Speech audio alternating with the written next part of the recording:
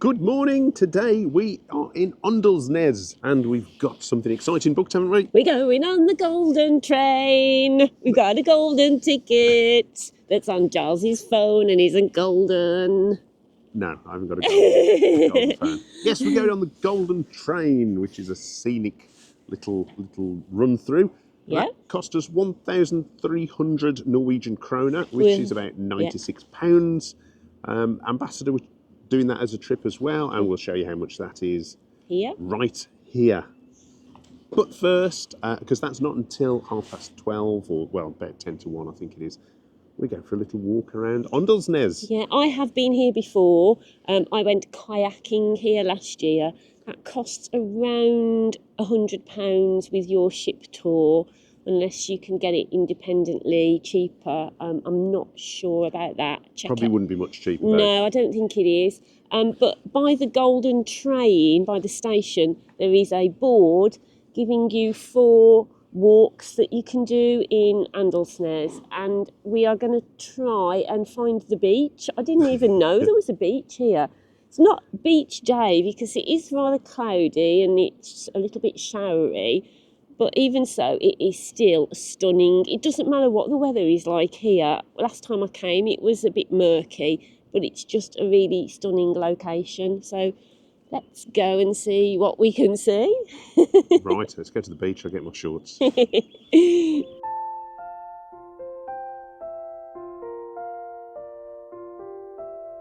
So we're here at the beach. It's only a little 10-minute walk. The scenery here, is stunning. The snow on the mountains. The air is really clear and crisp. It's just a lovely chance to breathe and just to relax and just have that space. Yeah. It's really nice. There's a little bit of chill in the air. It's June. I can see bits of mist just rolling over the tops of the mountains and waterfalls just here. The ripple of the water. And it's just a really great place to come, especially, if you're someone that doesn't like crowds and you don't like hustle and bustle. But yeah, if you come into Åndalsnes, it's only 10 minutes, easy walk, it's not a hard walk. Pop up to the beach and have a look. Yeah, because it's only a very small town, so there's not much to see, and this is definitely worth a 10-minute stroll. So when people go away, most people want to try a cafe or a pub or something like that. Giles is a toilet in the middle of nowhere in a hut. And even though he doesn't really need to go, he decides he wants to go and try it out. Actually, it's not too bad for a toilet in a shed. There used to be a shower in there as well. It started to rain. So Lisa's taking refuge in the 7-Eleven on 7:23.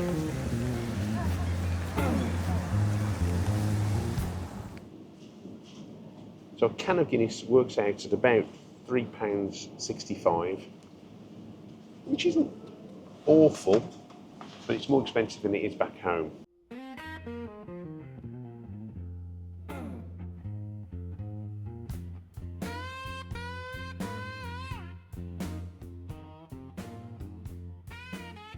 So we've got to the station about 30 minutes before our departure time. We did book direct on the Golden Train website before our cruise, and the tickets were emailed to us on our phones. A few people seem to be booking their tickets today at the train station, and they were given paper tickets. However, it's worth noting, if we had booked with Get Your Guide, the tickets would have been a little cheaper. There are no seats allocated. You pick your seats as you get on.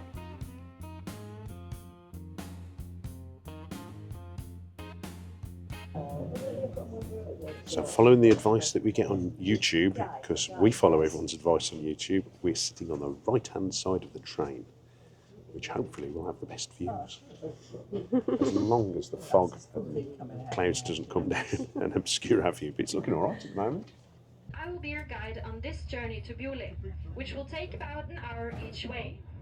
When we arrive at Bewley, we will have around 20 minutes to walk around before meeting back on the train.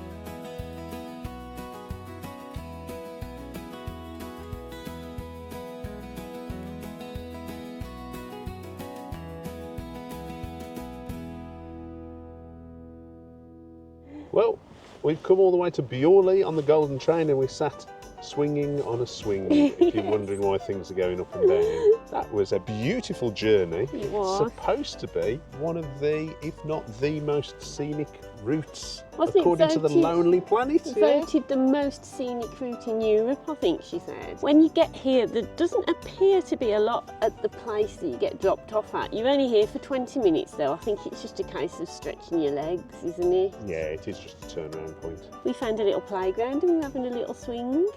Because we're only 5 years old, really. Absolutely. In our heads, anyway. Not our bodies.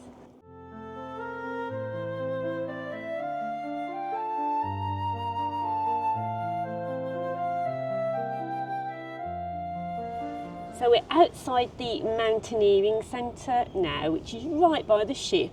But if you get off the ship and you want the toilet, there are toilets inside you can use.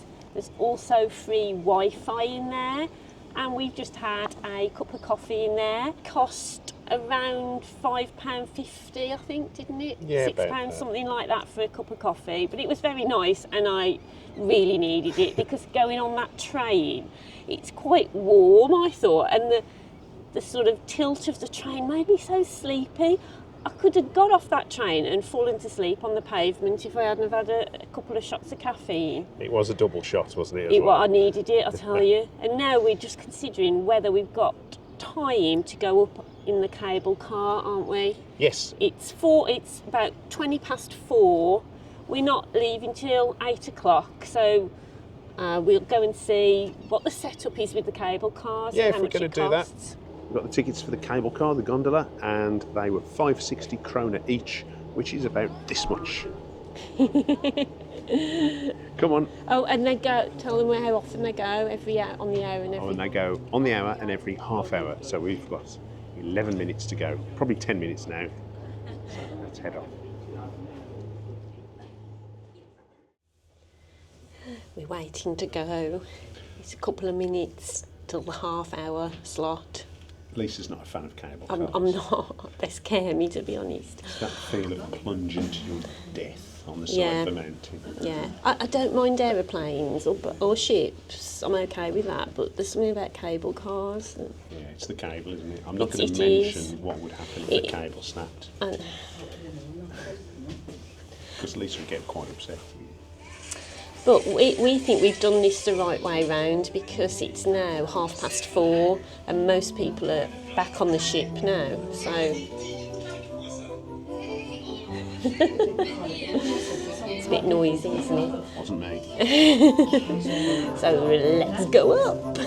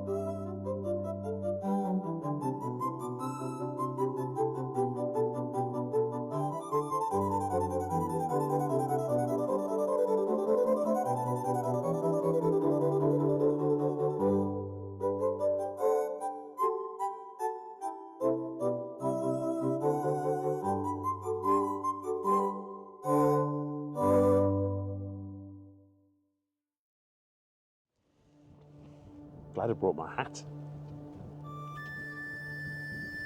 Did you say there were some people walking you can spot? Yeah, there's people walking across the hills up there. And the cloud base is coming down quite rapidly, I think. Look, Ma, she's on top of the world. We're on top of the world! Oh, this is fabulous. Do you know what? I think if you're thinking, what shall I do, the golden train or come up in the cable car? For me, it will always be go up in the cable car. Oh, I love this. I mean, I liked the golden train, it was good. But you just sat on a train looking at scenery. Here, you're actually in the scenery.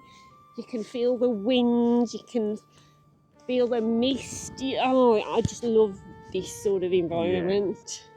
It makes your cheeks rosy, doesn't it? You know, I was falling asleep on that train, whereas I feel like wide awake now. I feel alive. It sort of just makes you more aware of things. I love places like this. I love being at the top of the mountain on my own. Well, I'm with Giles, but you know, it's great. I don't count. And it's the middle of June, and Giles has got his hat on. I've got my hood on. There's snow everywhere on the peaks of the mountains around us. The mist's rolling in. It's starting to rain. It's starting to rain. It's great. It is. It's great. Come up, you've got to do it. But there's lots of walks that you could do from here. Okay. They all seem quite well signposted, but they're very rocky, scrambly type of walks, and I would say you've got to keep a very, very close eye on the weather as well, because the clouds could come down very quickly. It's already changing as we've been up here. Yeah. The weather is changing constantly. That's really interesting to see. The mist is starting to roll in. It's getting colder and colder. And yeah, it's just great. So we just met a couple from our ship, and they were saying that they just spoke to someone who has walked, I don't know if it's up or down, but it took 3.5 hours. I can imagine that actually, looking at the terrain. Even though it's only 2 kilometres, I reckon it's going to be quite tricky to do. You definitely need your hiking, walking boots, and all the Norwegian guys have got their walking sticks, which you really need, I think, on this terrain. I mean, I've got my waterproofs on and my boots, but I'm not dressed for that walk down there. I needed a double shot coffee after a 1 hour train ride. Goodness knows what I'd need after a 3.5 hour hike down a mountain. I'd need much more than a double shot of coffee. The clouds coming down, we're going to head back.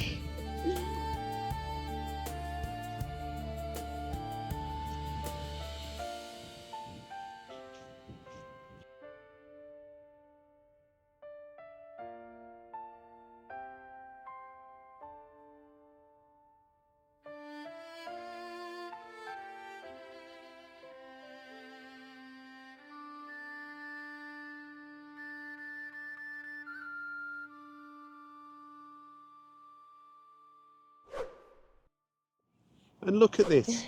It's taken us 6 minutes to get down. It was raining when we were at the top. Look at it now. Absolutely beautiful. I know, we could have carried on with that path, couldn't we, in the snow? We could have gone and found the snow. Shall we pay 80 quid to get back up again? No. And so ends our day in Åndalsnes.